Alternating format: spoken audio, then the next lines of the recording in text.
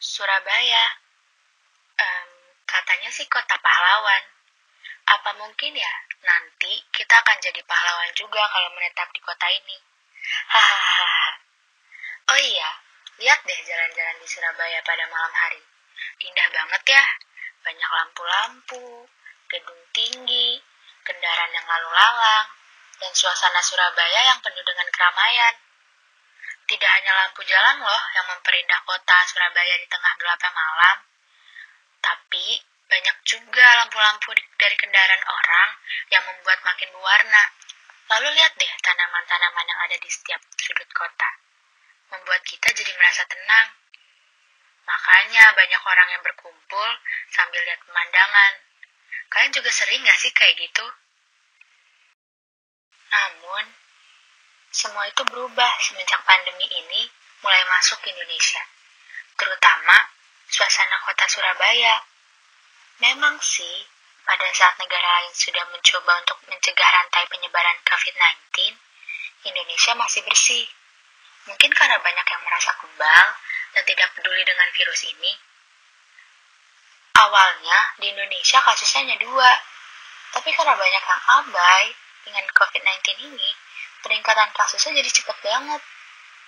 Lihat deh sekarang, kita mau ketemu teman, silaturahim dengan keluarga, bahkan belanja pun tidak bisa. Semua kegiatan yang biasanya dilakukan sehari-hari harus berhenti secara paksa.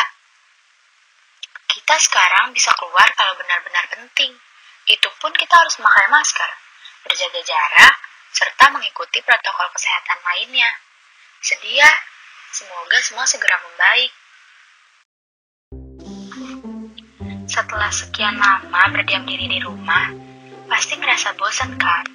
Seperti pemuda ini, si Ali. Dia sudah mulai bosan dan mulai melupakan kalau kita sedang menghadapi pandemi.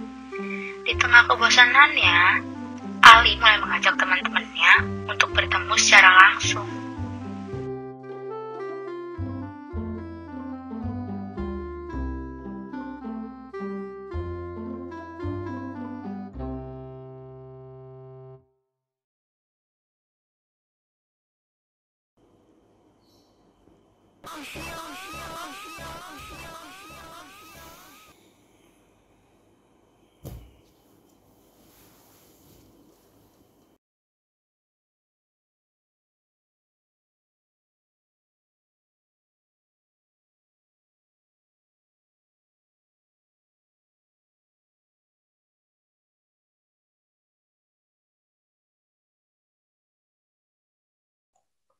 Halo semuanya. Hai. Halo, Re. Hai. Halo. Halo. Kalian nggak bosan tadi di rumah terus? Iya nih bosen banget, tapi gimana lagi masih pandemi. Bener nih, bosen banget ya. Aku aja capek nggak ngapa-ngapain. Ih, pada ribet deh. Dulu sebelum pandemi pada pengen rebahan. Sekarang rewel lagi. Hanya rebahan, tapi kan nggak berbulan-bulan gitu. Nah, bener kan pada bosen. Nggak ngapa-ngapain soalnya kalau di rumah. Ya makanya jangan rebahan mulu, yang produktif. Emang kegiatan di rumah yang bisa bikin gak bosan apaan? Lah, pada gimana sih? Kan kegiatan di rumah banyak yang bisa dilakuin. Kalau aku biasanya di rumah cuma tidur, bangun, abis itu Zoom deh buat kuliah sama kalau misalkan belajar sama teman-teman lewat Zoom. Nah, kalau aku sih biasanya nonton series. Aku pastinya ibadah sih, sama baca novel. Udah sering dilakuin tahu, tapi tetap aja bosan. Kerjaan gitu-gitu mulu. Mending jalan kemana gitu. Ih, kalian mah gak ada takut-takutnya ya. Lah, apa sih lebay banget kalian?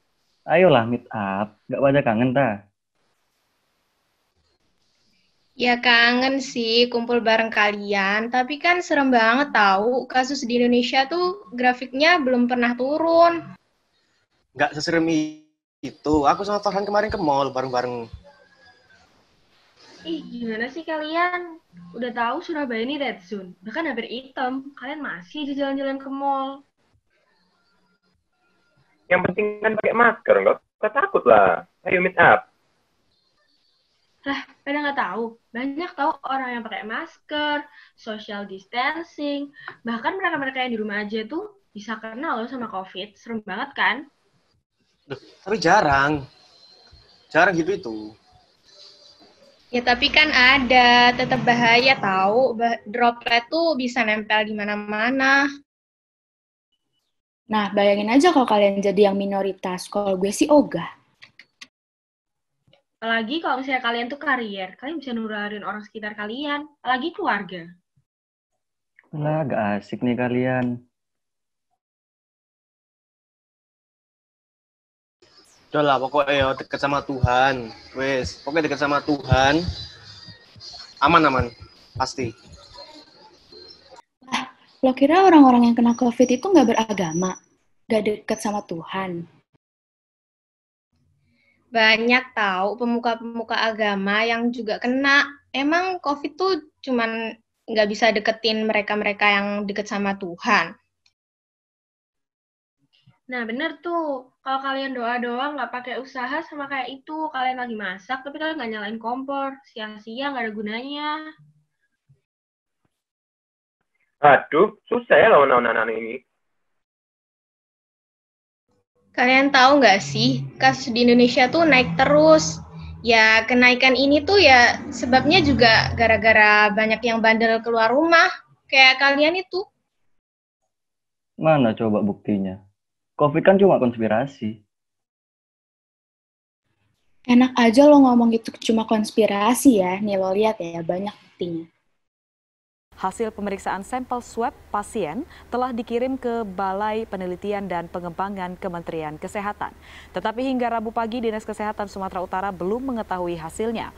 Menurut Dinas Kesehatan Sumatera Utara, Alah, tetap gak percaya. Video kan bisa dibuat-buat.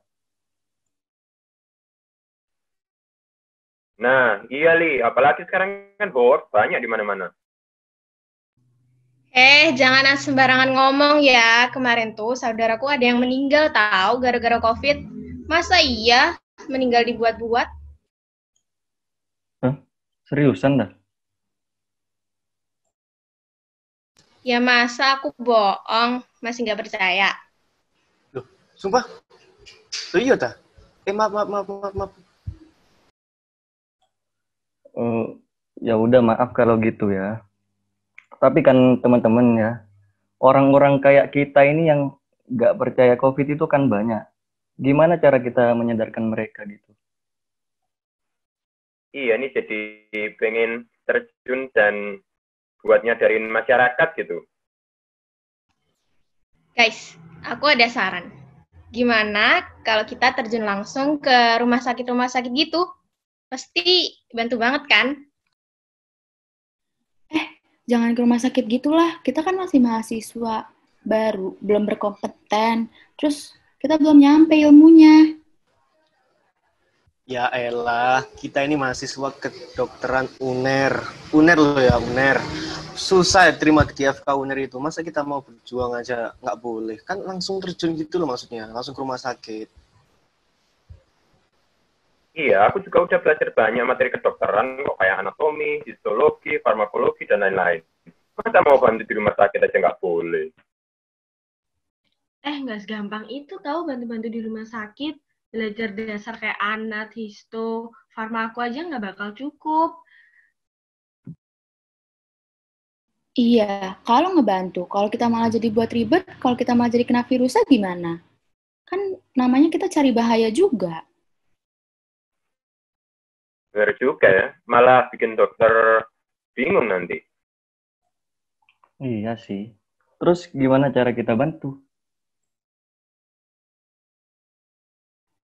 Nah, mending cari cara lain aja. Gimana kalau kita bagi-bagi hand sanitizer, masker, terus kita sambil edukasi masyarakat.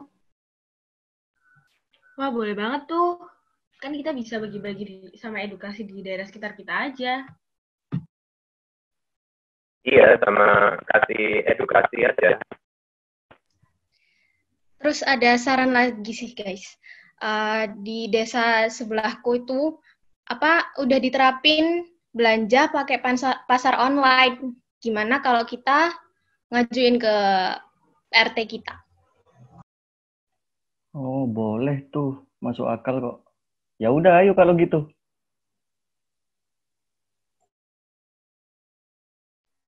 Ya udahlah, cus aja. Terlapor di grup ya. Boleh sih. Oke. Ya udah. Ya udah. Selamat mengedukasi dan bagi-bagi. Dah. Bye. Dah, bye.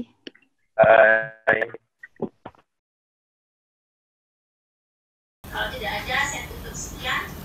Apa Pak ini? Wih, pasar online, Pak. Lumayan buat ngurangin resiko penularan COVID. Bilang mama ah.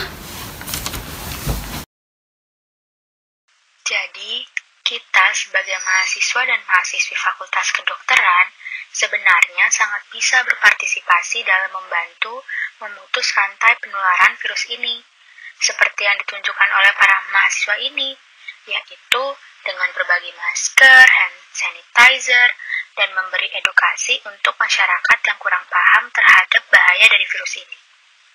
Dapat disimpulkan dari video ini bahwa pandemi ini belum berakhir karena banyak masyarakat yang tidak peduli dan cenderung meremehkan. Kita sebagai mahasiswa dan masyarakat yang paham akan bahaya dari pandemi ini harus saling mengingatkan orang di sekitar kita. Selain itu, ada nilai-nilai yang dapat diambil dari video ini, yakni kita harus saling mengingatkan orang lain sebagai tanda kita peduli sesama, lalu selalu beribadah karena semua takdir ada di tangan yang kuasa. Selain itu, ada juga nilai tentang kita sebagai masyarakat Indonesia dapat menyelesaikan segala masalah dengan musyawarah dan mufakat. Lalu yang terakhir adalah saling menghargai sesama. Bagi kalian yang mungkin merasa virus ini tidak benar-benar ada, kalian harus tetap mengikuti protokol kesehatan sebagai bentuk menghargai orang-orang yang mencoba memutus rantai penularan dari virus corona ini. Dalam video ini, mahasiswa dan mahasiswi ini berasal dari berbagai daerah. Meskipun mereka menggunakan bahasa generasi milenial, akan tetapi sebagian besar tetap menggunakan bahasa Indonesia. Jadi, kita masih bisa memahami satu sama lain.